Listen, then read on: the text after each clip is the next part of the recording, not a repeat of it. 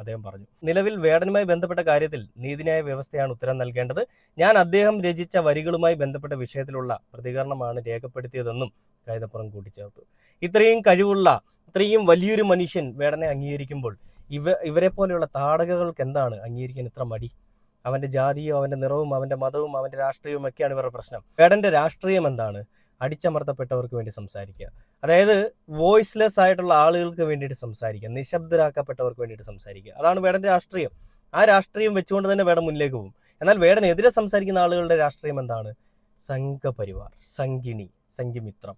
ഇവർ പറയുന്നത് ഇവർക്കെതിരെ സംസാരിക്കുന്നവരെല്ലാം കമ്മികളാണ്, കമ്മിക്കുട്ടന്മാരാണെന്നാണ്. സംഘിമിത്രത്തിനോട് പിന്നെ വേറെ ആര് സംസാരിക്കണം? ഞാനൊരു കമ്മിയോ ഞാനൊരു സംഖ്യയോ ഞാനൊരു സുഡാപ്പിയോ ഒന്നുമല്ല. ഞാനൊരു സ്വതന്ത്രനായിട്ട് സംസാരിക്കുന്ന ഒരു മനുഷ്യനാണ്. വേടൻ സ്വതന്ത്ര കലാരൂപമായിട്ടുള്ള റാപ്പാണ് അവതരിപ്പിക്കുന്നതെന്നുണ്ടെങ്കിൽ ഞാൻ സ്വതന്ത്രമായിട്ട് സംസാരിക്കുകയാണ്. അപ്പോൾ അങ്ങനെ സംസാരിക്കുമ്പോൾ എന്നെയും കമ്മിയാക്കുക,